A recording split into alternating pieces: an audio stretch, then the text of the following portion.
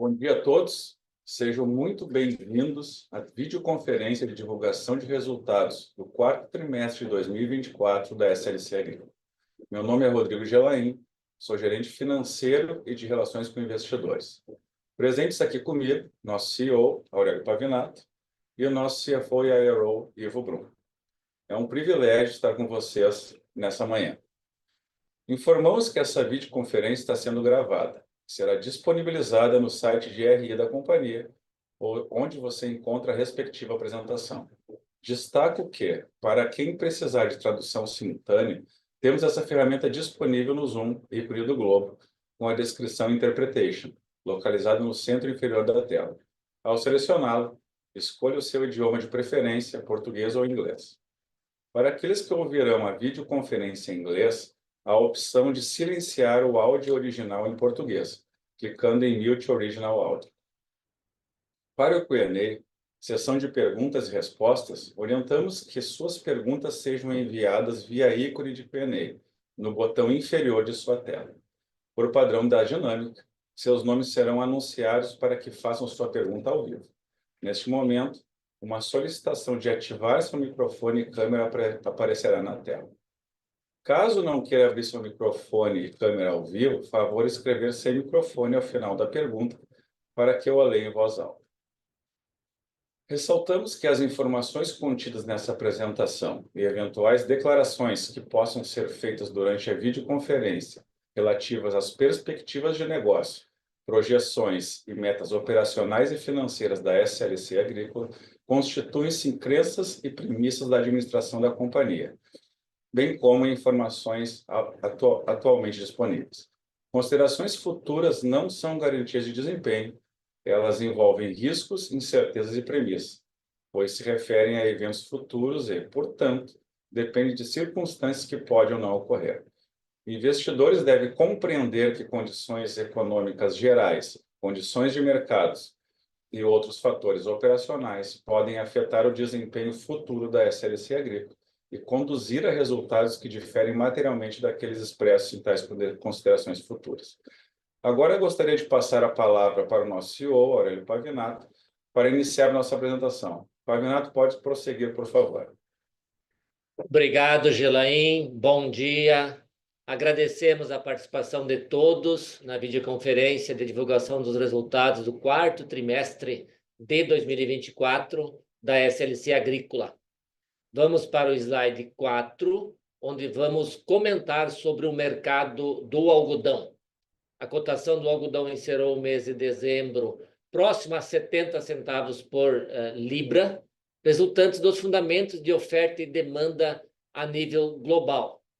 A expectativa para a safra 24-25 em termos de consumo mundial de algodão, segundo dados do USDA, é de 116,5 milhões de fardos, frente a um cenário de produção de 120,9 milhões de fardos, resultando em um balanço global de oferta e demanda superavitário em 4,4 milhões de fardos. Em contrastes às perdas observadas nos Estados Unidos, pode-se citar um crescimento na safra chinesa, onde as condições climáticas locais colaboraram para um crescimento de produção em aproximadamente 17%, ou 4,7 milhões de fardos. Condições essas que ajudaram a manter o balanço global em uma posição superavitária. Vamos para o slide 5 para falarmos sobre a soja. Na safra 24-25, ela foi marcada pelo início da safra favorável para os Estados Unidos, onde a produção fechou em 119 milhões de toneladas, importante recuperação frente aos 113 da safra passada. O país americano registrou perdas líquidas quando o país americano registrou perdas líquidas superiores a 9 milhões de toneladas. Cabe salientar que no Brasil a safra 24-25 apresentou comportamento irregular no que tange às precipitações pluviométricas em algumas regiões, em especial destaque para os estados do Mato Grosso do Sul e Rio Grande do Sul, onde a combinação de altas temperaturas e chuvas abaixo da média são responsáveis por trazer pontos de incerteza com relação ao volume a ser produzido no país. À medida que houver avanço de colheita no Brasil e eventuais revisões de estimativa de produção com base em tais regiões, será possível uma melhor avaliação da produção final esperada a nível nacional, ainda pendente do ciclo de desenvolvimento das lavouras, resultado de colheitas em curso. Dessa maneira, será de fundamental importância o monitoramento do desenvolvimento da safra sul-americana, com especial destaque para as regiões sul do Brasil, de modo a consolidar o balanço global de oferta e demanda nos patamares atuais estimados, uma vez que, segundo estimativas locais da Bolsa de Cereais, a Argentina já apresenta perdas de produtividade na cultura da soja, resultantes de um clima mais seco. A nível mundial, o balanço entre oferta e demanda deverá apresentar produção superior ao consumo em aproximadamente 11,6 milhões de toneladas. Vamos para o slide 6 para falarmos sobre o milho. Os preços do milho no contrato spot da CBOT e no mercado doméstico brasileiro apresentaram uma trajetória positiva ao longo do período compreendido entre janeiro e dezembro de 2024. Atualmente, o balanço entre oferta e demanda no cenário global deverão apresentar um volume de produção inferior ao consumo em 19 milhões de toneladas, confirmando-se o maior déficit dos últimos 4 anos. Após o recorde de exportações nacionais registradas em 23, o ano de 24 trouxe uma importante retração em relação ao ciclo anterior. Como principais pontos, cabe salientar um aumento do consumo do cereal no mercado doméstico, capitaneado majoritariamente pelo aumento do consumo da indústria de etanol de milho, que vem assim contribuindo para uma redução do saldo exportável da commodity pelo país. Segundo dados da UNEM, espera-se que em 24, 25 o Brasil consuma o equivalente a 18 milhões de toneladas de milho para a produção de etanol, volume 4 milhões de toneladas superior à marca de 14 milhões de toneladas registradas em 23, 24, o que representa um crescimento de 25% no consumo anual para biocombustíveis. Tais eventos tendem a ser de fundamental importância no reajuste global de exportações de milho, uma vez que a Argentina, Brasil e Ucrânia figuram juntos de Estados Unidos entre os maiores fornecedores globais de milho. Vamos para o slide 8 para falarmos sobre o nosso desempenho operacional na safra 23-24, safra passada.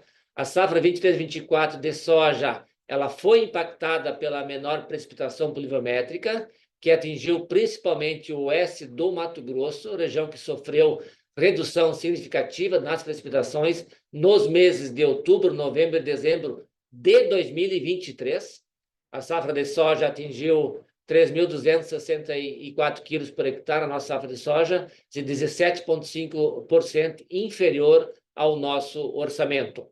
A colheita do algodão encerrou em setembro, com produtividade total de 1.922 quilos por hectare de algodão em pluma, média de primeira e segunda safra, levemente inferior ao projeto, redução de 0,8%. Encerramos também a colheita do milho, segunda safra, em setembro, atingindo uma produtividade de 7.093 quilos por hectare, 6,5% inferior ao projeto. A queda da produtividade da soja e do milho foram os principais fatores que impactaram os resultados de 2024 em relação a 2023. Passo a palavra ao colega Ivo Brum para comentar sobre o nosso desempenho financeiro. Ivo, por gentileza, pode prosseguir. Obrigado, Pavinato. Bom dia a todos. Podemos, por favor, ir para o slide 10, onde trazemos alguns destaques do nosso demonstrativo de resultado. A receita líquida encerrou o ano em quase 7 bilhões de reais, com destaque para o maior volume embarcado de algodão em pluma, que atingiu 364 mil toneladas, um recorde para a companhia. Apesar disso, a receita líquida foi 4% menor em relação a 2023, em função da soja e do milho que tiveram produtividade abaixo do projeto na safra 23-24. O EBITDA ajustado atingiu 2 bilhões de reais, com uma margem EBITDA ajustada de 29,4% e uma geração de caixa livre de 34 milhões de reais.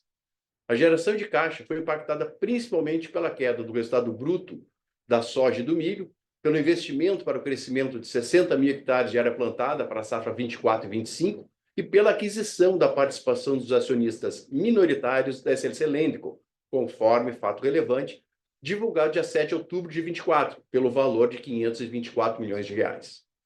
Mesmo assim, a nossa alavancagem se manteve controlada em 1,8 vezes. Em termos de investimentos realizados em 2024, no slide 11 apresentamos o breakdown entre manutenção e crescimento. Em 2024, foram investidos 1 bilhão e 100 milhões de reais, sendo 48,5%, ou seja, 533 milhões de reais, em investimentos para dar suporte ao crescimento da área plantada. Já o CAPEX de manutenção representou 51,5%, correspondendo a 567 milhões de reais, visando garantir a execução e manutenção das operações da companhia. As principais alocações no ano foram máquinas, equipamentos, implementos, correção de solo e obras e instalações, com destaque para a ampliação de 3.161 hectares em irrigação na Fazenda Piratini, com uma alocação de capital de 62 milhões de reais, além de investimentos em silos para aumentar a nossa capacidade de armazenagem. Agora vamos para o slide 12, onde mostramos o endividamento da companhia. A dívida líquida ajustada encerrou o trimestre em 3,7 bilhões de reais, com uma relação dívida líquida EBITDA ajustada em 1,8 vezes.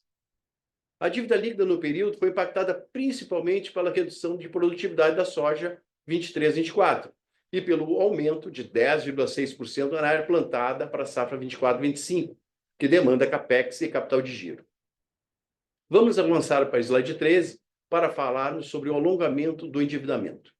No ano 2024, obtivemos um alongamento de nosso perfil de dívida para distribuição, com a distribuição de certificados de recebíveis do agronegócio, bem sucedido e que demonstrou a confiança do mercado nas nossas operações e estratégias de crescimento. Ao final de 2024, a dívida estava alocada em quase 70% no longo prazo, com custo médio em dezembro de 2024 de 13,1%. Podemos avançar para o slide 14. Vamos apresentar os resultados de 2024 para o segmento de sementes. Em 2024, o negócio de sementes adicionou um EBITDA de 106,2 milhões de reais, com a margem EBITDA de 14,4%, e lucro líquido de 54 milhões de reais, com margem líquida de 7,3%. No slide 15, demonstramos as vendas por canal. O destaque foi a evolução da carteira de clientes, resultando em um crescimento de vendas de 39% na comercialização para terceiros, pequenos, médios, produtores e revenda, e no incremento de margem bruta de 9,4 pontos percentuais em relação a 2023. No slide 16, indicamos as nossas estimativas de vendas para 2025. A estimativa de venda de sementes de soja para terceiros, mais consumo interno, é de 1.400.000 sacas, aumento de 12% frente ao ano anterior. Para sementes de algodão, a meta de venda para terceiros mais consumo interno passa a ser 145.000 sacas, um aumento de 1,2%. Vamos avançar para o slide 17 para falarmos sobre a distribuição do lucro líquido da controladora. A proposta da administração propõe a distribuição de 50% do lucro líquido ajustado de 2024 da controladora, ou seja, 241 milhões de reais, a serem pagos em maio de 2025, o que corresponde a um dividend yield de 3,1%. Devolvo a palavra para o Pavinato, que irá apresentar as perspectivas para a safra 24-25 e 25-26. Obrigado, Ivo. Por favor, vamos para o slide 19, onde demonstramos a evolução da área plantada da safra 24-25. A área plantada cresceu 10,6% frente a 23-24, totalizando 732 mil hectares. No próximo slide, slide 20, onde apresentamos um breve resumo sobre as operações que deram suporte a esse crescimento. Durante o ano, divulgamos a ampliação da nossa joint venture com a Agro Penido, fazenda pioneira, constituímos uma joint venture com a Agropecuária Rica S.A., Fazenda Preciosa, e celebramos um novo contrato de arrendamento no estado do Piauí, área anexa à Fazenda Parnaguá. Somadas as 3 operações, aumentamos o nosso potencial de área plantada em mais de 60 mil hectares para a safra atual 24-25. Vamos para o slide 21, para verificarmos o status da safra atual. A semeadura da soja super precoce e precoce, que possibilita a implantação das culturas de algodão e milho segunda safra, teve início no final de setembro, com um leve atraso, em função do atraso do início das chuvas, colocando a soja em uma janela ideal, que se traduziu em alto potencial produtivo. Até o momento, já foram colhidos 65% da soja e estimamos superar o nosso projeto. A cultura do algodão apresenta bom potencial produtivo. Com o atraso da colheita da soja, migramos cerca de 4,6 mil hectares de algodão segunda safra para milho segunda safra. O plantio do algodão foi encerrado no início de fevereiro e o plantio do milho também já foi encerrado no início de março. O volume colhido de soja e o deslocamento das janelas ideais de plantio justifica os ajustes das produtividades, que são elas. Soja, a gente tinha orçado 3.976 quilos por hectare. O nosso forecast atual, então, é uma saca por hectare acima, 4.043 quilos por hectare, incremento de 1,7% sobre o nosso orçamento e 23,9% superior à safra anterior. Algodão, primeira safra, orçado 2.041 quilos por hectare de pluma. O nosso forecast atual é 2.034, redução de 0,3%, e, contudo, 2% superior à safra passada, que foi uma boa safra. Algodão, segunda safra, orçado 1.910 quilos por hectare. O forecast atual é 1.812, redução de 5%. Ou 0,8% em relação à safra passada. No algodão segunda safra, que o ajuste foi feito basicamente em função desse pequeno atraso na conclusão do plantio, em função do atraso da conclusão da colheita da soja subprecoce. O milho, orçado 7.542 quilos por hectare, o forecast atual 6.982 quilos por hectare, redução de 7%, e 1,6% inferior à safra passada. Também o milho é consequência desse atraso na conclusão do plantio em relação ao período ideal. No próximo slide 22, apresentamos a nossa estimativa atual para o custo de produção da safra 24-25. Os custos por hectare orçados para a safra 24-25 apresentam 5,4% de redução em relação ao orçado da safra 23-24. Esta redução reflete principalmente o declínio dos preços dos fertilizantes defensivos e sementes, que tem uma forte correlação com os preços das commodities. Podemos avançar para o slide 23, onde apresentamos a posição atual dos hedges da safra 24-25 e 25-26. Continuamos as vendas da soja para a safra 24-25, somados os compromissos, atingimos 75% da produção fixada. Fixamos 49,1% da produção de algodão e travamos também 35% do milho. Além disso, fizemos o hedge do câmbio, que acompanhou as vendas das commodities. Para a safra 25-26, iniciamos as compras dos fertilizantes com aquisição de 57% dos nitrogenados, 82% do cloreto de potássio, 77% dos fosfatados e 30% dos defensivos. Avançamos também nas posições de hedge para a safra 25-26, já fixamos 45% da soja, somados os compromissos, e travamos 7% do algodão. O milho é uma cultura que negocia no curto prazo e, portanto, ainda não há liquidez de mercado para fixações para a safra 25-26.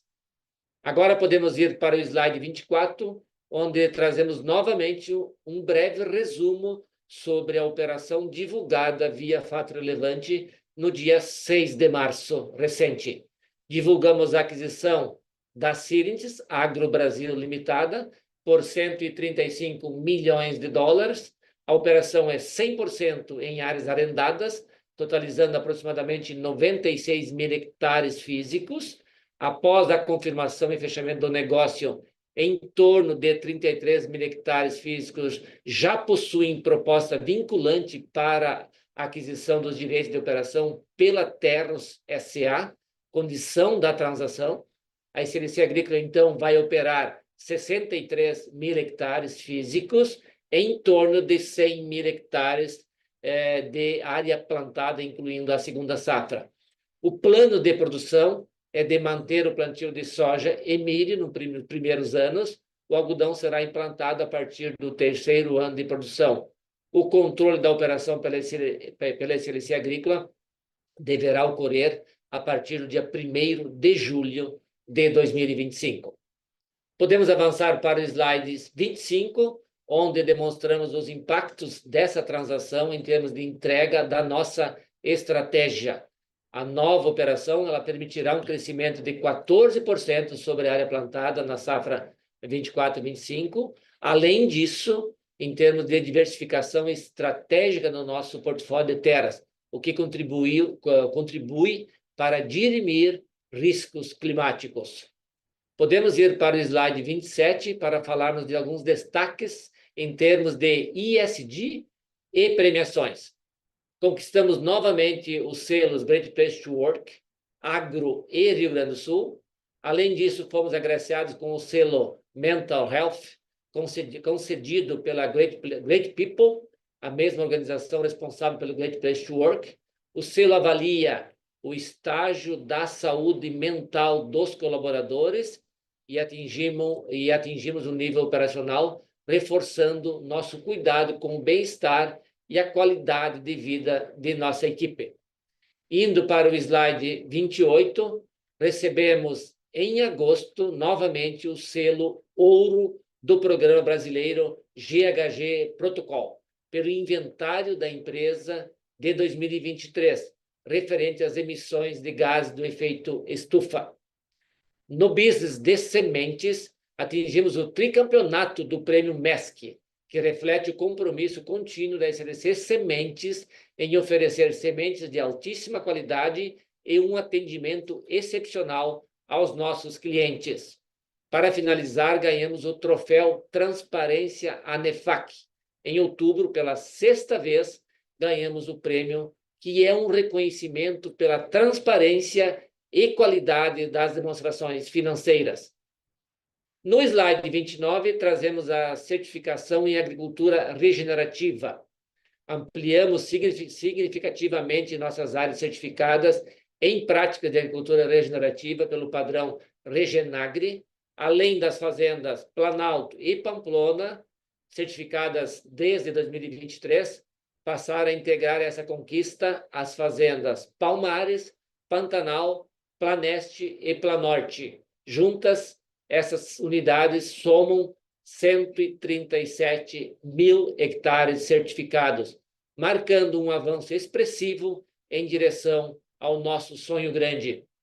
Obrigado, e agora abriremos para a sessão de perguntas e respostas. Obrigado, Pavinato. Agora daremos início ao Q&A. Pedimos, então, por gentileza, que façam suas perguntas por escrito de uma só vez, aguardando a resposta da companhia. Lembrando que, para fazer perguntas, solicitamos que sejam enviadas via ícone de Q&A, no botão inferior da sua tela. Por padrão da dinâmica, seus nomes serão anunciados para que façam sua pergunta ao vivo. Neste momento, uma solicitação para ativar seu microfone e câmera aparecerá na tela. Caso não queira abrir seu microfone ou câmera ao vivo, por favor, escrever sem microfone ao final da pergunta para que eu a leia em voz alta.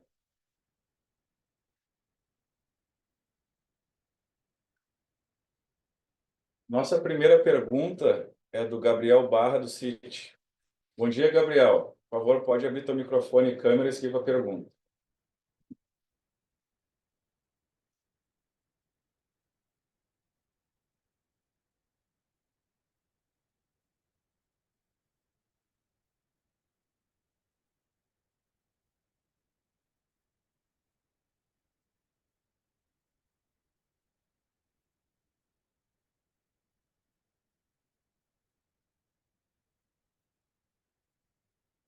Bom dia, acho que o Gabriel não está com a gente, o Pedro do Citibank, então, por favor, pode abrir o microfone e a câmera e seguir, Pedro.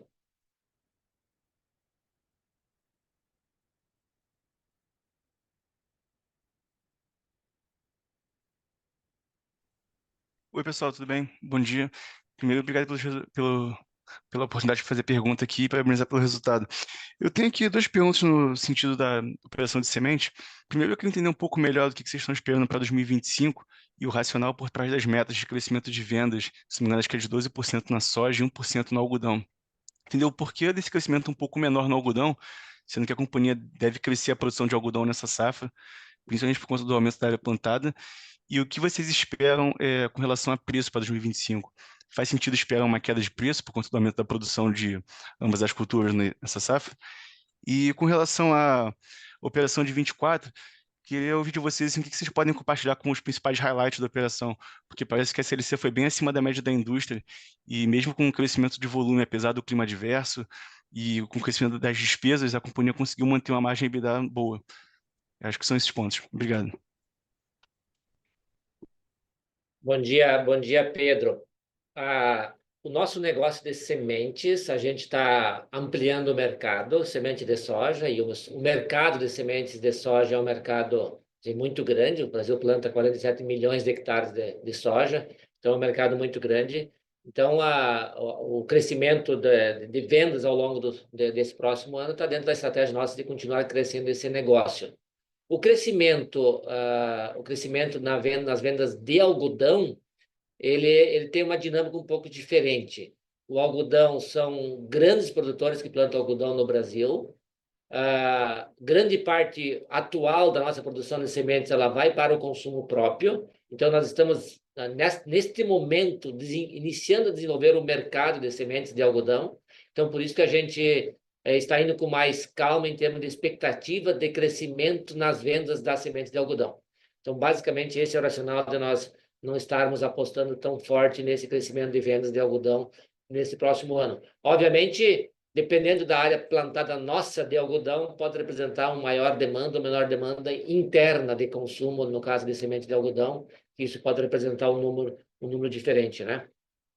Os preços das sementes, é a tua pergunta, pelo que eu entendi, os preços das sementes tem toda uma correlação com o preço da commodity. Obviamente que hoje o preço da semente, uma pequena parte do custo da semente é o custo do grão.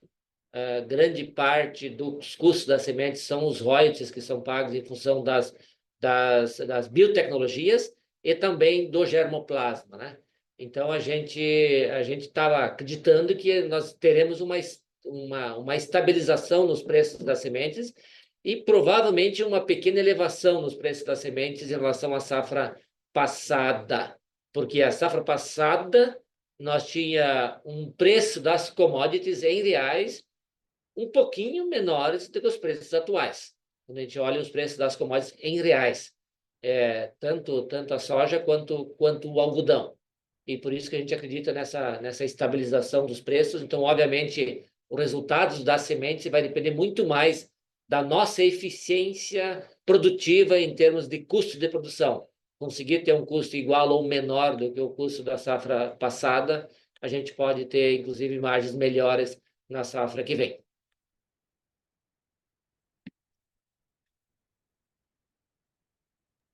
Tá ótimo, professor. Obrigado. Obrigado, Pedro. Nossa próxima pergunta é da Isabela Simonato, do Bank of America. Bom dia, Isabela. Por favor, pode abrir seu microfone e câmera e seguir com a pergunta.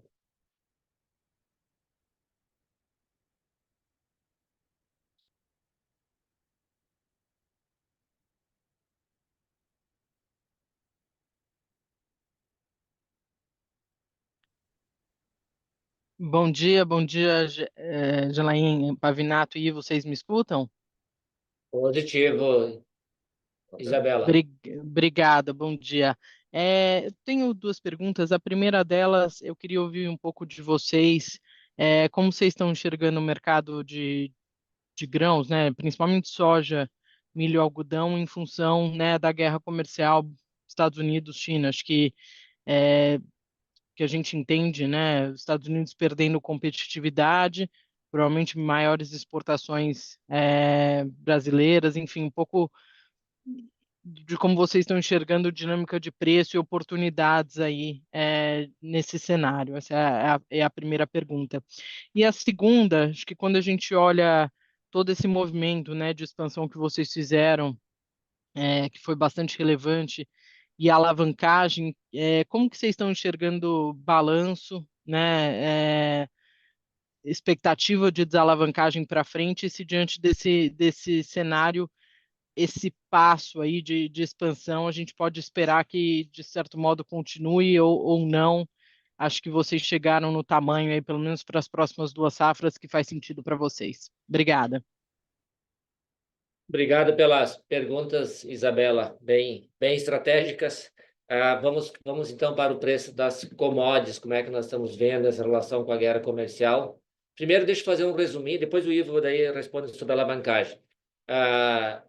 Deixa eu fazer um resuminho, como é que nós estamos vendo o mercado das commodities agrícolas independente do Trump. Depois eu conecto isso com o Trump, né?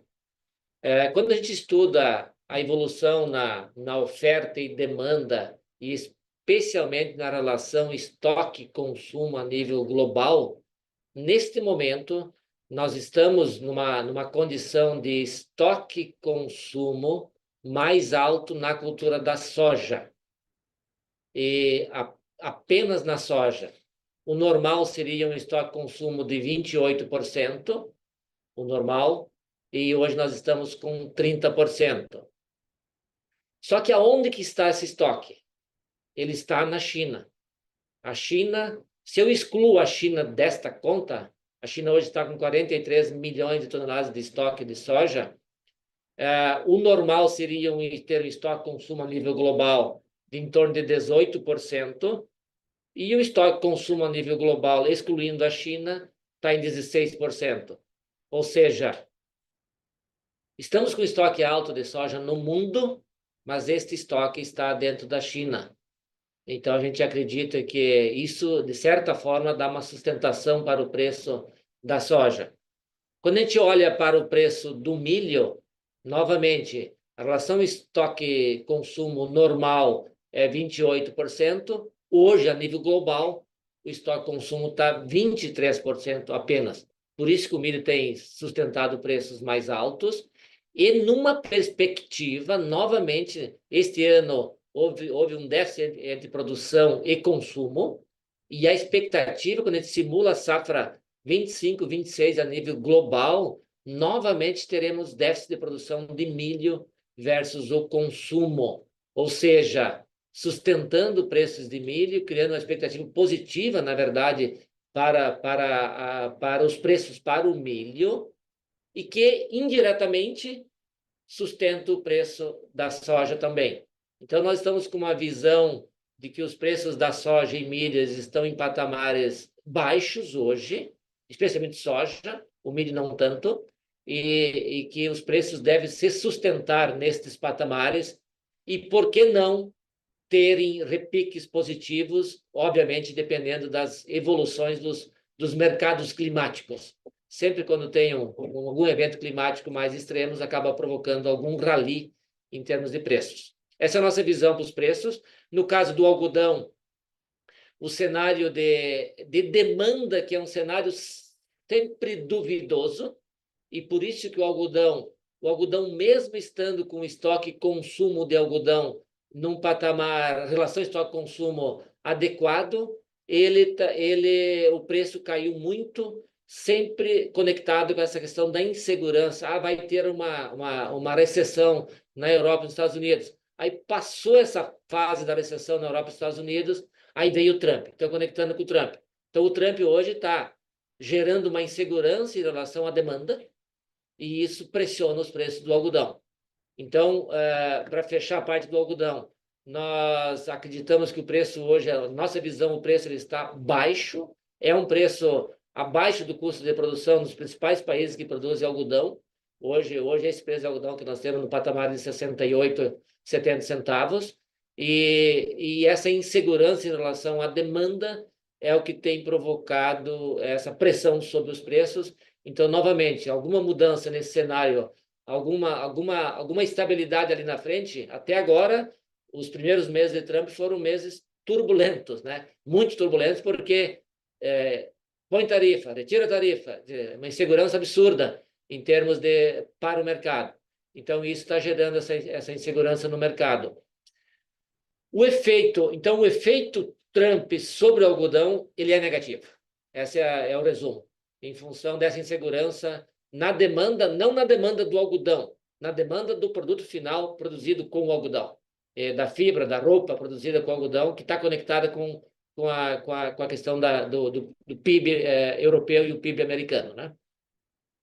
Quanto à soja e o milho, então, eu passei a visão de que nós estamos aí com uma visão de que os preços vão ficar nesse patamar, tendo volatilidade, obviamente, e volatilidade mais positiva do que negativa. A entrada, o Trump, então, toda a política comercial do Trump, ela está provocando pressão sobre os preços nos Estados Unidos. Então, os preços hoje eles estão um pouquinho mais baixos do que eles estariam se não fosse a guerra comercial do Trump. Mas, no caso do Brasil, essa queda dos preços em Chicago ela foi totalmente compensada com o ajuste nos prêmios nos portos brasileiros. Então, os prêmios que eles estavam negativos, pré-Trump, hoje eles estão aí no patamar de 50 centavos spot, 70 centavos preços futuros para julho e agosto. Então, a gente não está tendo perda em termos de preços em função dessa guerra comercial. A guerra comercial, ela continuando, a nossa visão é que ela beneficia o agro brasileiro e beneficia o Brasil como um fornecedor seguro para os clientes que demandam alimentos. Então, esse é o resumo que a gente faz em termos de preços e essa conexão com o Trump. Ivo, alavancagem. Bom, alavancagem, bom dia, Isabela. Bom, para começar, a gente tem que lembrar, né, que a companhia tem aí tem 11 bilhões de reais, né, de terras, sempre que nos suportam a nossa alavancagem, se necessário, né? Nossa dívida hoje líquida é 13,6 bi, né, bem inferior, então, aos ativos que nós temos. Nós temos que lembrar também que nesse primeiro semestre nós ainda vamos entregar 60% dos volumes de algodão que a gente produziu 23, 24, né? Então tem bastante algodão para ser entregue. Além disso, nós temos essa soja que provavelmente vai ficar acima do orçado, né? A produtividade. Então também é uma receita adicional. Bom, dito isso, o nosso conselho, né, sempre recomenda que a gente trabalhe com a relação dívida EBITDA ao redor de 2 vezes, né? Fechamos o ano de 2024 em 1,8 vezes. Então, quando estamos abaixo de 2 vezes, a recomendação é que a gente continue crescendo. Então, se surgirem oportunidades interessantes, a gente vai olhar com carinho e, se for interessante, a gente pode sim continuar crescendo. A gente tem um histórico importante, olhando o passado recente, que quando a companhia não cresceu, a gente rapidamente derrubou a alavancagem e ficou até abaixo de 1 vez, o que nos, né, reforçou a necessidade de recomprar ações, porque a gente não tinha boas alternativas de investimento. Então, logicamente, passando de 2 vezes, a gente deve diminuir a velocidade de crescimento, quando isso acontecer, se isso acontecer, mas quando ficar abaixo disso, a gente tem que continuar crescendo, né? E assim, a geração de caixa da companhia ela tem se mostrado bastante consistente nos últimos anos, o que nos dá tranquilidade com relação a essa alavancagem. Excelente, gente, está super claro. Obrigada. Obrigado, Isabela. Nossa próxima pergunta é da Júlia Rizzo, do Morgan Stanley. Bom dia, Júlia. Pode, por favor, abrir seu microfone e câmera e seguir com a sua pergunta.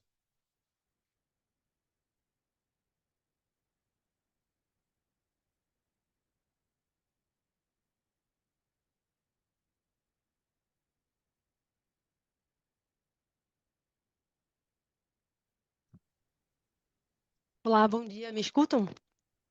Positivo, Júlia. Bom dia. Obrigada, gente. Eu tenho 2 perguntas. Pavinato, eu adoraria explorar um pouquinho mais o tema dos estoques, do nível de estoques mundiais, principalmente da soja e do milho. Eu achei interessante a sua colocação em relação ao nível da China diferente do resto do mundo. E como você acha que isso pode impactar o Brasil, dado que o nosso maior cliente atualmente é a China? E se puder, a gente conectar essa dinâmica com a perspectiva do próprio acordo com o Trump.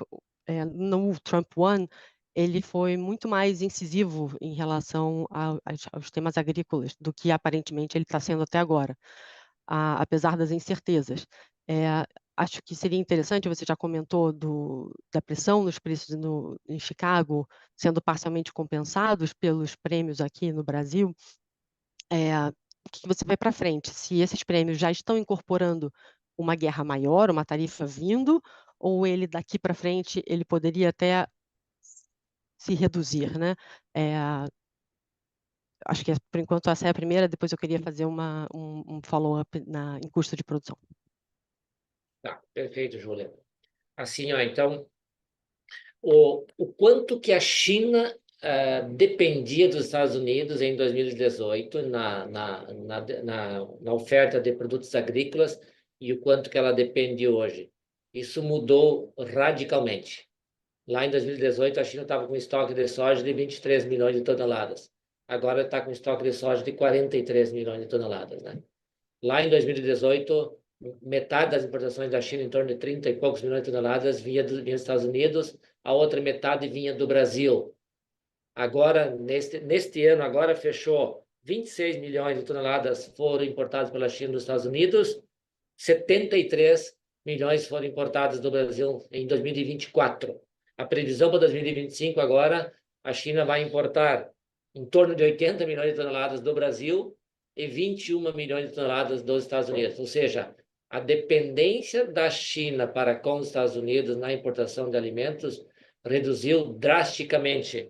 Quando a gente pega o milho, a China teve uma fase que ela importou bastante milho, a China aprovou os transgênicos, a China aumentou a produtividade, está fechando 295 milhões de toneladas de milho produzidas na safra atual. O ano passado, ela importou 1,3 milhões de toneladas de milho dos Estados Unidos, importou quase nada, 2,3 do Brasil também. Ou seja, a China, que há 5 anos atrás, há 3 anos, há 4 anos atrás, chegou a importar 20 e poucos, quase 30 milhões de toneladas de milho, agora importou 4 milhões de toneladas de milho em 2024. E a perspectiva para 25 agora é importar 8 milhões de toneladas de milho. Ou seja, a China não depende mais dos Estados Unidos para importar milho. Essas 8 milhões podem vir do Brasil. A própria soja, se a China importar zero dos Estados Unidos, ela não vai passar fome. Ela consegue suprir essa soja importando do Brasil, importando da Argentina. E no algodão não é diferente. O algodão ainda, a China importa, o ano passado importou 760 mil toneladas de algodão, mas do Brasil importou 920. E o Brasil está crescendo muito a produção de algodão. Quer dizer, o Brasil logo vai ser capaz de suprir toda a demanda da China. E, obviamente, que a demanda da China está reduzindo as importações porque muitas indústrias estão migrando da China para outros países, como o Vietnã, por exemplo, que já é um grande importador hoje. Então logo também a China não vai depender mais dos Estados Unidos para importar algodão. O Brasil vai ser capaz de suprir e os americanos vão importar para outros países. Então, essa interdependência China e Estados Unidos na parte agrícola, ela diminuiu muito. E então, a pergunta é, haverá um novo acordo comercial China-Estados Unidos, vinculado principalmente ao agro? Nós acreditamos que não. Poderá haver um acordo comercial, mas o pilar do acordo não vai ser o agro. O pilar do acordo vão ser os outros temas estratégicos e geopolíticos, e essa guerra de 2025 agora é uma guerra muito mais geopolítica do que comercial, está dando a entender.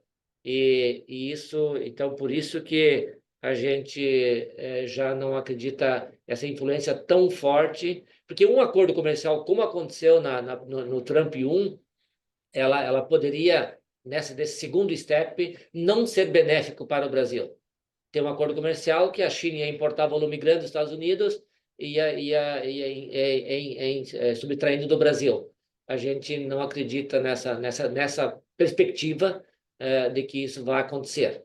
Então, por isso que a gente está com essa visão positiva aí da demanda da nossa produção brasileira. E eu não comentei antes em relação ao estoque. No caso da soja, a China está estocada. Se eu excluir a China do mundo, o normal seria 18% de estoque-consumo. E se eu excluir a China, o estoque-consumo a nível global, ele está em 17%. Então, o estoque de soja está alto. Milho? Para soja. Da soja. O estoque da soja está alto, mas está dentro da China. Então, quando tu pensa no mundo, o estoque de soja não está alto. Ele está normal, 17 versus 18% em relação ao estoque-consumo. Então, mais um dado que reforça essa nossa visão não baixista, pensando em patamares de preços atuais. E a compensação de prêmio, aquela história, ela se dá em função do boato, mais do que do fato. Nesse caso, a taxa 10% da soja que a China vai importar. Nesse caso, a relação é direta. É 10% a mais de prêmio no Brasil, se isso se perpetuar. Deve ser mais de prêmio, não, deve ser mais de preço.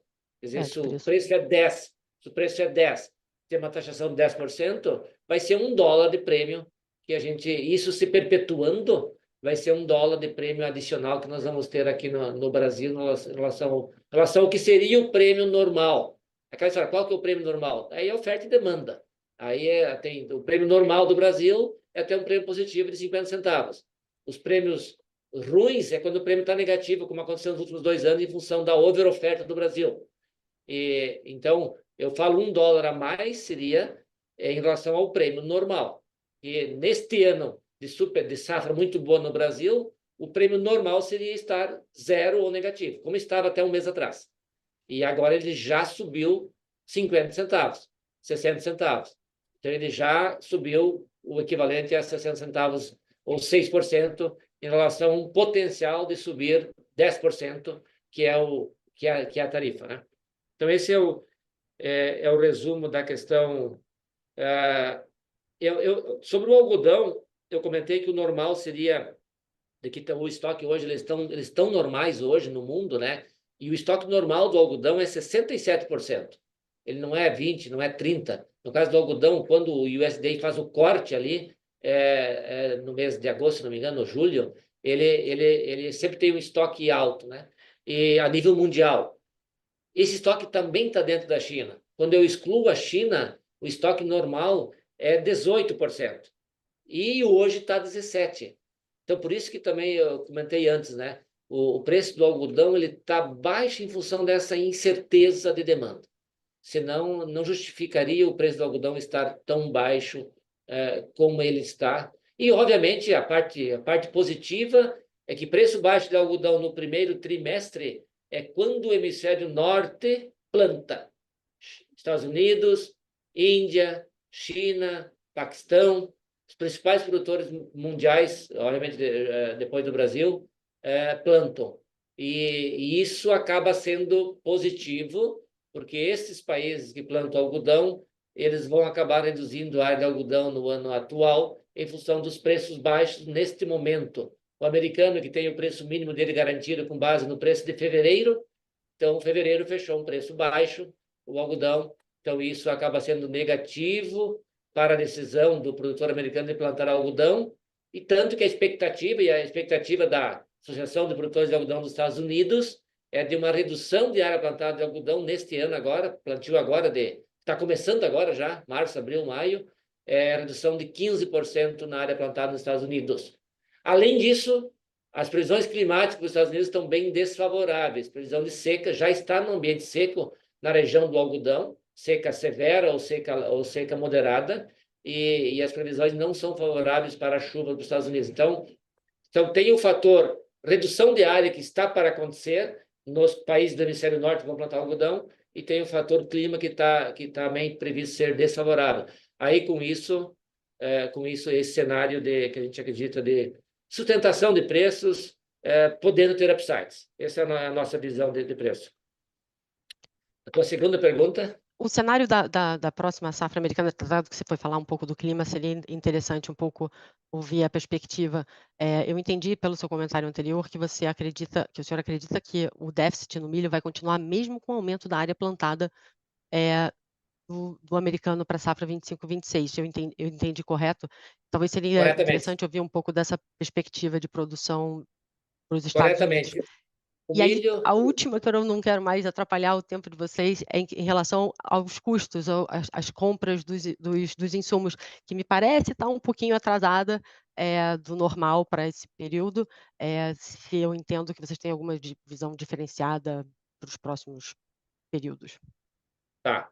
O milho, assim, as simulações, obviamente não são dados oficiais ainda, as simulações para a safra 25-26 é de que a produção mundial novamente será menor do que o consumo. Porque nós temos esse consumo consistente que está crescendo para proteínas, no Brasil, na China, os principais países que consomem milho, e temos o consumo também crescente e consistente para etanol.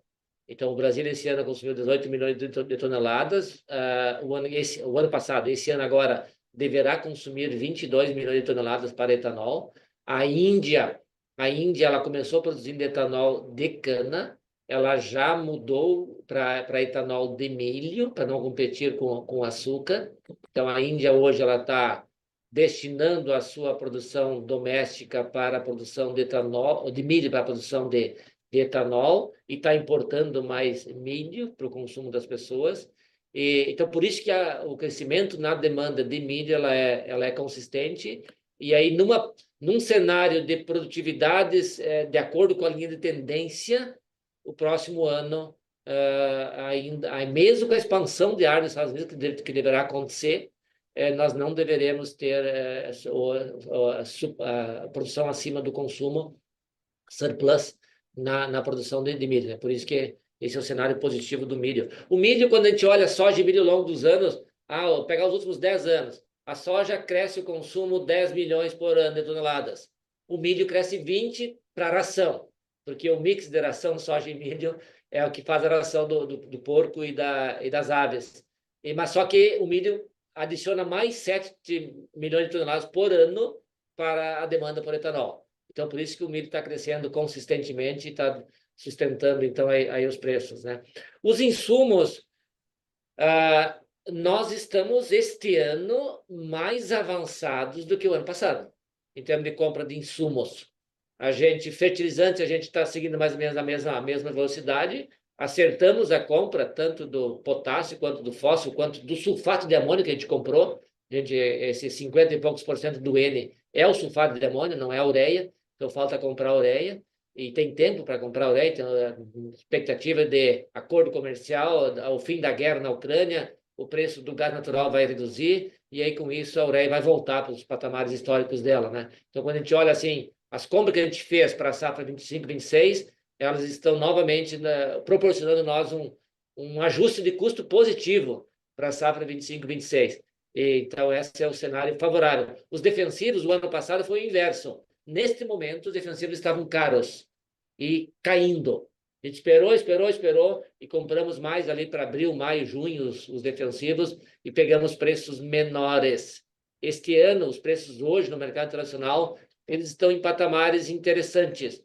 Por isso que nós já estamos evoluindo as negociações.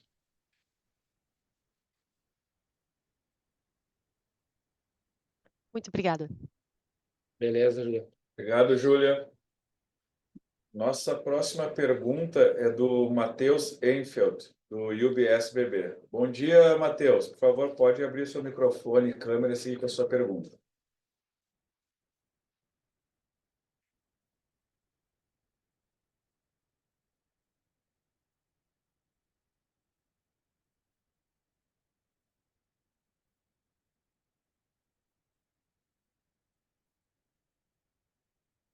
Bom dia, Pavinato, Ivo, Gelaim, obrigado pelo tempo.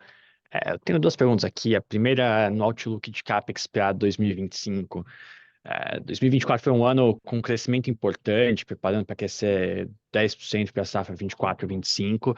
E para 25, 26 tem um crescimento de quase 100 mil hectares, bastante alto, que eu sei que vocês já comentaram que o CAPEX de expansão é relativamente baixo, mas eu queria pensar na ordem de grandeza que dá para pensar para o CAPEX total para 2025. Porque a gente vai partir de uma base de plantio de área plantada maior, então eu imagino que um CAPEX de manutenção aí que deve passar da 600, 700 milhões de reais, para um CAPEX de crescimento que talvez fique similar ao na ANA, então a gente deve ver um crescimento até que relevante de CAPEX, aí na ordem de uns 5, 10% sequencialmente. Se isso faz sentido ou se tem algum assumption aqui meu errado nessa história. E daí, Pavinato, eu queria pegar um pouquinho sua visão sobre preço de algodão, e acho que você foi bem claro no curto prazo, estou mais preocupado aqui com o médio e longo prazo. É, e a minha preocupação é que o Brasil descobriu que a gente é muito bom também em produzir algodão, e que isso também é muito bom para o produtor. E que a gente vai continuar crescendo a área, vocês capitaneando boa parte desse crescimento de área de algodão, e que mesmo com esse preço relativamente pressionado a 65, 70 centavos por libra-peso, que o Brasil vai continuar produzindo cada vez mais algodão. E apesar da commodity ser cíclica, que a gente deve ver um novo normal de preços de algodão mais baixo, porque o Brasil vai continuar pressionando o mercado de maneira estrutural, e não no curto prazo, mas pensando mais no médio prazo. Daí minha dúvida aqui é se tem alguma coisa que o Brasil pode fazer para capitanear o desenvolvimento da demanda a nível global, talvez como a gente fez um pouco com o etanol, se tem alguma maneira da gente ser desenvolvedor de demanda para ajudar a balancear esse mercado que a gente continua crescendo supply por conta da rentabilidade do produtor doméstico. São essas minhas perguntas. Obrigado. Deixa eu começar com o CAPEX. Bom, Matheus, obrigado pela pergunta aqui sobre o CAPEX, né, Matheus? Eu acho que foi boa pergunta, né? Nesses 135 milhões de dólares da compra da Syrinx, já estão inclusas ali as compras das máquinas, tá? Então, assim, apesar do crescimento, né, o CAPEX das máquinas já estão todas embutidas ali. Então, não vai ter se tiver, obviamente sempre tem alguma coisa de ajustes, muito mais para adequar a nossa capacidade de produção, de colheita e plantio, tá?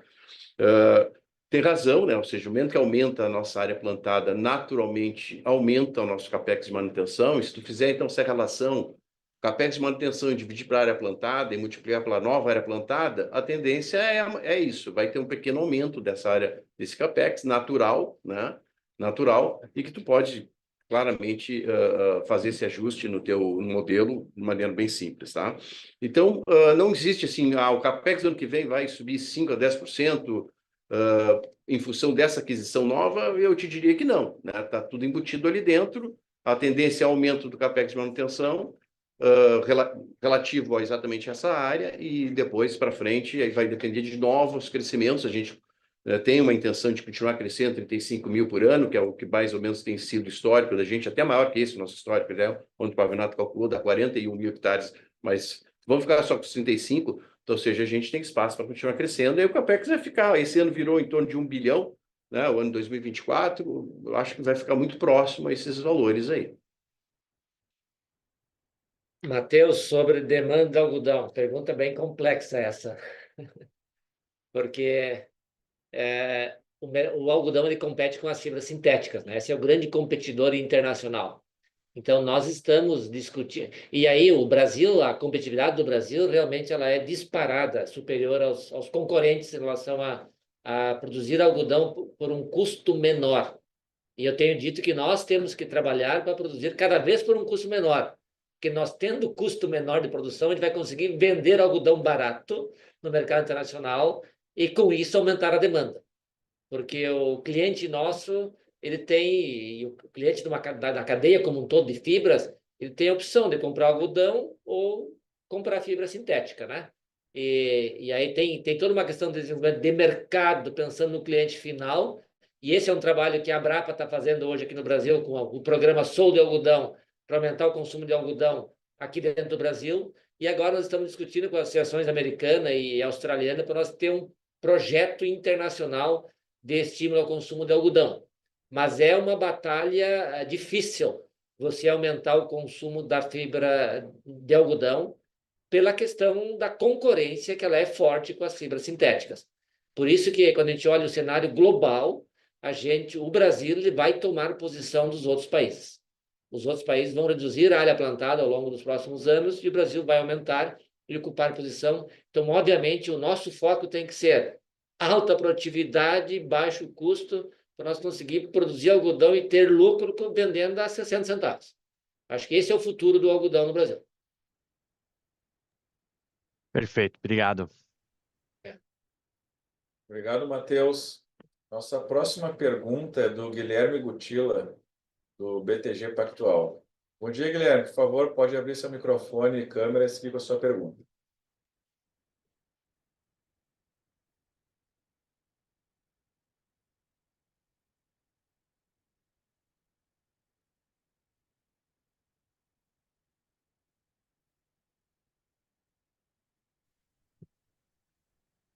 Fala pessoal, tudo bem? Bom dia. Tudo bem, bom dia, Bom Guilherme. dia. Eu queria falar um pouquinho sobre algodão, então, também, mas em relação à próxima safra de vocês. Vocês tiveram uma redução de estimativa em relação a essa próxima safra, mas vocês continuam carregando um bom nível de estoque. Eu queria entender o quanto disso talvez a gente pode esperar que compense em relação às vendas de algodão para a próxima safra. E continuando também no algodão, só uma pergunta rápida. Vocês já falaram de estimativa de preço de todas as commodities agora para daqui para frente, mas o quanto que vocês estão esperando, o quanto que vocês estão enxergando de rentabilidade de algodão também daqui para frente? Obrigado.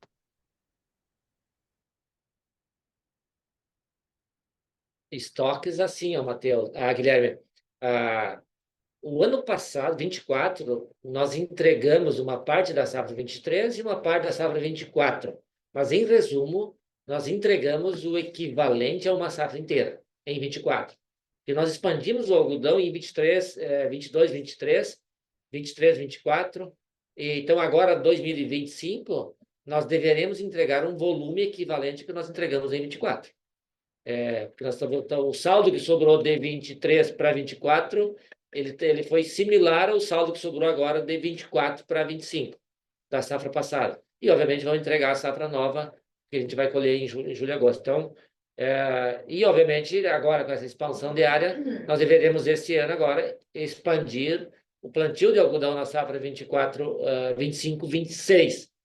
E, obviamente, que o efeito dessa expansão vai se dar em 27, porque a gente vai colher agora 25, vai entregar uma parte da produção, o saldo vai ficar para 26, vai entregar uma parte da safra 26, e aí o volume excedente de expansão que a gente faz em 25, 26, a gente vai entregar essa expansão em termos de volume entregue no porto vai ser em 27, né? Então, esse é o cenário em termos de volumes de algodão que nós vamos entregar nesses próximos anos, né? E a rentabilidade do algodão... Podemos pegar por aqui, né, Pavinato? Se a gente olhar o nosso release ali, tu tem ali o nosso lucro bruto, né, por cultura. Tabela 16. Tabela 16, né? Então, assim, no quarto T 24, que basicamente a maior parte do volume é de algodão 23, 24, estava 40%. Se a gente olhar o 4T 24, está dando 40%. O 4T 23 também estava dando 40%. E se tu pegar o acumulado do ano de 2024, nós estamos falando de 39% de lucro bruto. Em 2023 era 35%, mas nós tivemos uma perda importante no ano anterior, que impactou aqui. Então, assim, a margem ela é bem consistente, ao redor aí de, vamos deixar 37%, 40%.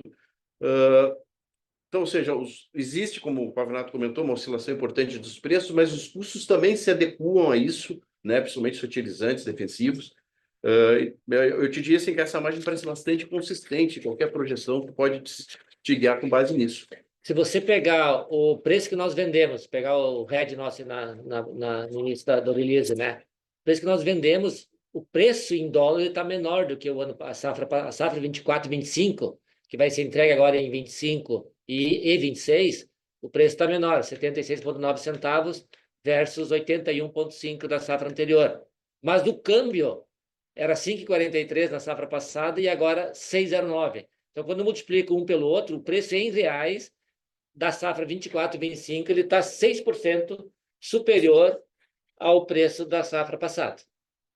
Só para o indicador de preço, né? O custo teve um ajuste para baixo, então a expectativa da rentabilidade, mesmo com esses preços baixos, que está o algodão hoje nesses 70 centavos aí da referência, a gente está na expectativa de manter a rentabilidade. Perfeito, pessoal. Obrigado. Obrigado, Guilherme. Nossa próxima pergunta é do Pedro Fonseca, da XP. Bom dia, Pedro. Por favor, pode abrir seu microfone e câmera e seguir com a sua pergunta.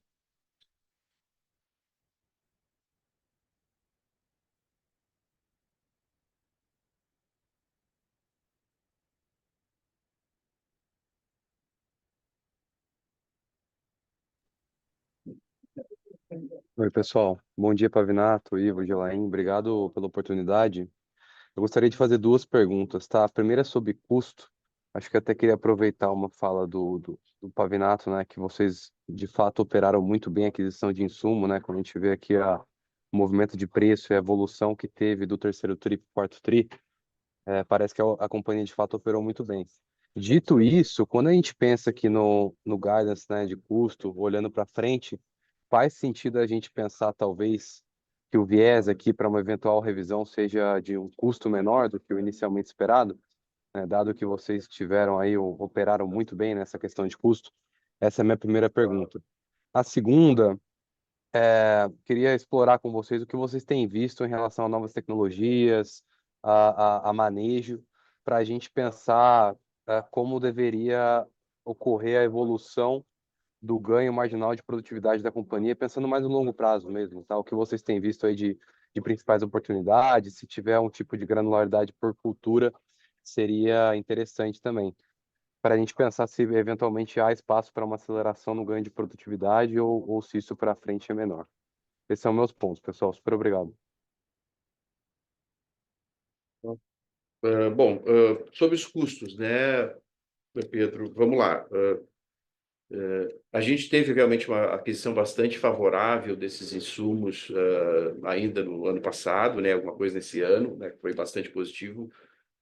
Mas, assim, a gente sempre olha a relação de preço e custo, né? Então, se a gente não está vendo uma melhora nos preços, né, e não houve nenhuma melhora significativa nos preços das commodities, a tendência é que os custos fiquem no mesmo padrão, né? A variação que vai ter, eventualmente, vai ser câmbio, tá? Mas olhando em dólar, a correlação ela se permanece. Então, eu não vejo, assim, perspectiva de uma grande redução de custo, tá? Acho que a tendência é zero, tá?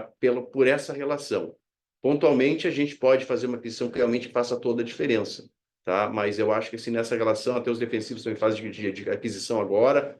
Logicamente, é normal que as empresas defensivas queiram aumentar preço, né? E até estão requerendo isso, percentual baixo, mas com os preços das commodities estáveis do jeito que estão, não faz nenhum sentido ter aumento de custo. Então, assim, a nossa briga hoje é para manter o custo zero. Logicamente, a gente tem uma inflação na parcela em reais, então tem uma disputa importante aqui ao longo desse ano para a gente estabelecer o nosso custeio para a próxima safra, tá? Mas, assim, a correlação entre custo e preço é fundamental nessa definição. É isso sobre novas tecnologias, eu vou deixar para o Pavinato. Perfeito.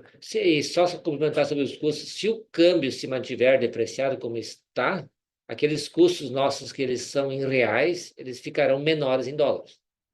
Então, a gente poderá ter algum ajuste de custos de produção em dólar até negativo nessa próxima safra, né? O câmbio continuando depreciado, obviamente, né? Se o câmbio é apreciado, aí então esse é o cenário de custos, né? Tecnologias e ganho de produtividade. Tecnologias estão nos ajudando muito a ganhar produtividade e ganhar eficiência. Tudo aquilo que nós estamos investindo na agricultura digital, ela está nos ajudando a reduzir custos de produção e nós nos tornarmos mais competitivos. As produtividades que temos atingido no Brasil, elas têm nos surpreendido positivamente.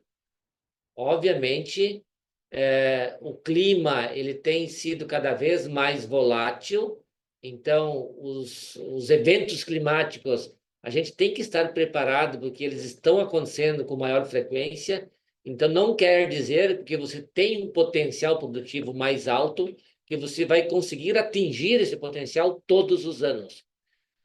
Mas quando a gente compara, então, as tecnologias que nós utilizamos e o potencial que nós estamos atingindo na soja, por exemplo, ela colhe uma lavoura de 80, 90, uma fazenda já fechando com 85 sacos por hectare de média. A nossa média da empresa é 67. Quer dizer, tem um espaço grande para nós evoluir em produtividade em algumas fazendas, em algumas regiões, e é só uma questão de evolução e ajuste de novas variedades que estão vindo para o mercado. Então, sim, nós estamos otimistas em relação a nós continuar crescendo a produtividade nos próximos anos de uma forma significativa. Obviamente, a gente também tá acreditando que as volatilidades de produtividades elas serão mais frequentes. Por isso, a nossa diversificação geográfica e, com isso, mitigar. Então, mesmo tendo eventos climáticos, tendo alguma seca numa região, um excesso de chuva na outra, a gente conseguir manter uma evolução positiva em termos de médias da empresa. Isso tanto na soja, quanto no milho, quanto no algodão. O milho, nós estamos consolidando o milho segunda safra como sendo um milho realmente, virando o milho realmente uma safra de milho. Hoje, o milho segunda safra, a gente já está produzindo 9, 10, 11 mil quilos por hectare em algumas fazendas. Então, nós vamos investir um pouco mais em armazenagem, capacidade de secagem da soja, para poder colher rapidamente a soja e conseguir plantar o milho mais cedo. Se plantar o milho até o dia 20 de fevereiro, a gente colhe, ao invés de 7 mil quilos por hectare, a gente colhe 9 mil quilos por hectare de média. Obviamente, investindo mais em fertilizante, em nitrogênio, mas esse é o potencial que nós temos para explorar pensando em milho. E algodão também. Algodão, aquilo que eu comentei anteriormente. Algodão, a gente hoje colhe 2 mil quilos de pluma por hectare. Qual que é o futuro e o caminho? É evoluir para colher 2.200, 2.300 quilos por hectare de pluma e, com isso, reduzir o custo de produção, reduzir o custo por libra produzida, né? Esse é o objetivo quando a gente pensa em algodão. A gente, dentro desse mercado competitivo de fibras, o racional nosso é aumentar a produtividade, não é para aumentar margens, é para manter margens ao longo dos próximos, nesse caso do algodão, é para manter margens dentro desse mercado internacional competitivo. Tá super claro. Obrigado, Pavinato. Obrigado, Ivo. Vamos lá, então, para a próxima pergunta. Obrigado, Pedro. A próxima pergunta é do Gustavo Troiano, do Itaú BBA. Bom dia, Gustavo. Por favor, pode abrir seu microfone e câmera e seguir com a sua pergunta.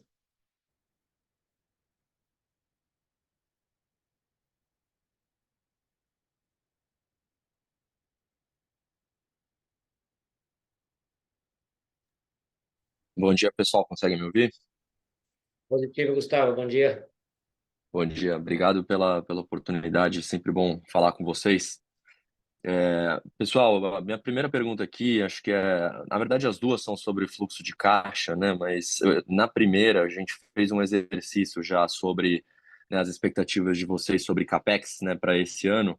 Eu queria entender um pouquinho sobre a perspectiva de investimento em capital de giro aqui, tá? Então, se vocês pudessem comentar, né, um pouquinho das expectativas, né, de vocês para alguns investimentos que podem acontecer na linha do capital de giro, né, que não esteja contemplado, né, dentro das aquisições que vocês fizeram aí nos últimos 12 meses, seria ótimo para a gente tentar pegar um pouco da perspectiva da geração de caixa para 2025.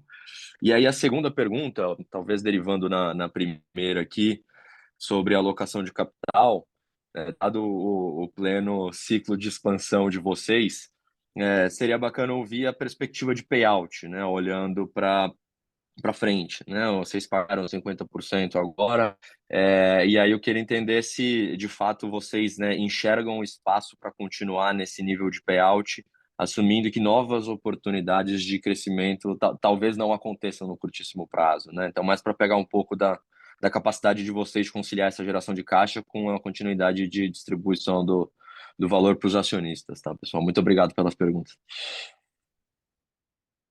Bom, vamos aproveitar aqui sobre o CapEx, né? Eu acho que foi importante a gente salientar aquela questão assim, nós temos hoje, estamos abrindo aqui no release, quanto a manutenção, quanto a investimento, né, em melhorias, né? Logicamente, o CapEx de crescimento, ele não se dá somente num ano, né?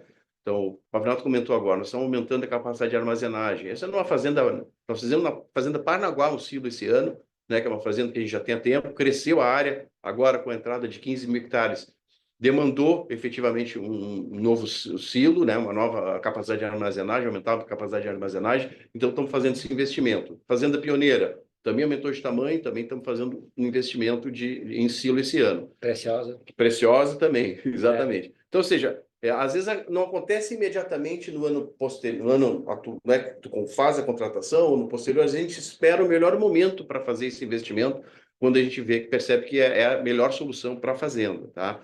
E aí, sobre o working capital, logicamente, se a gente não fizer crescimento, não tivermos crescimento, a tendência é uma geração de caixa elevado e rapidamente desalavancagem da companhia. Então, a gente, ao longo dos anos aí, tem demonstrado que quando a gente tem mantido, primeiramente, o pagamento do payout em 50%, já é quase histórico isso, tá? Independente da alavancagem. Quando nós estamos subalavancados, aí a gente restarta o processo de recompra de ações, exatamente para transferir esse ganho para os acionistas, tá? Então, perspectiva futura, eu acho que, historicamente, a gente tem pago 50% de payout, não vejo por que diminuir isso, também não vejo nenhum cenário que indique isso, tá? E aí, realmente, o CAPEX vai depender muito do crescimento, mas o crescimento e as melhorias, eles também são administrados, então não vão acontecer todos em um ano só, às vezes a gente né, alonga isso de maneira de que a gente possa administrar esse fluxo de caixa de uma maneira inteligente. Perfeito, Ivo, muito obrigado. Obrigado, Troiano. Temos, então, mais uma pergunta aqui da Laura Irata, do Santander. Bom dia, Laura. Por favor, pode abrir seu microfone e câmera e seguir com as suas perguntas.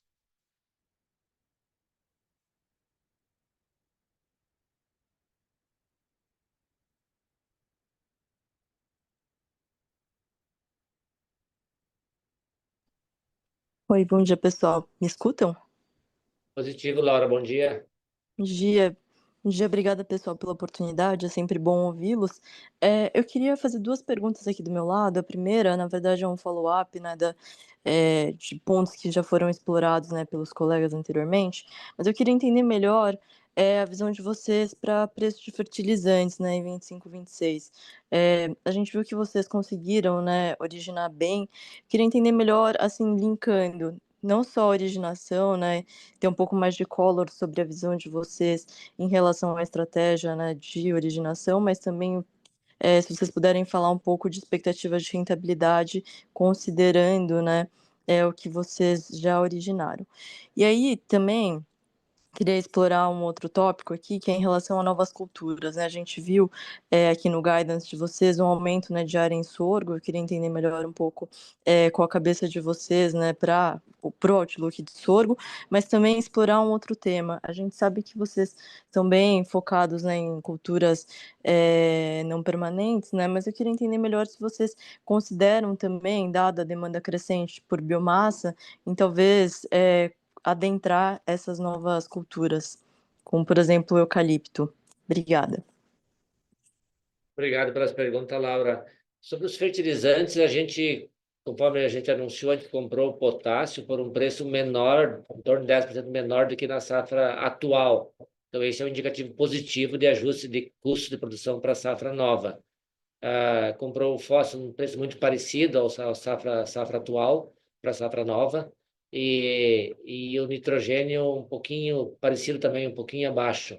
Ou seja, depende agora do saldo a comprar. Hoje, os preços de fertilizantes eles subiram, estão mais altos do que o preço que nós compramos, porque a gente se posicionou bem.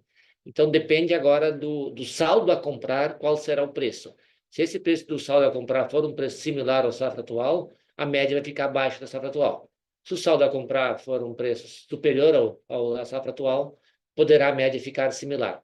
Então, por isso que a gente está com uma visão assim de que a safra 25, 26, nós deveremos ter preços e custos de produção equilibrados, assim como está sendo a safra atual, né?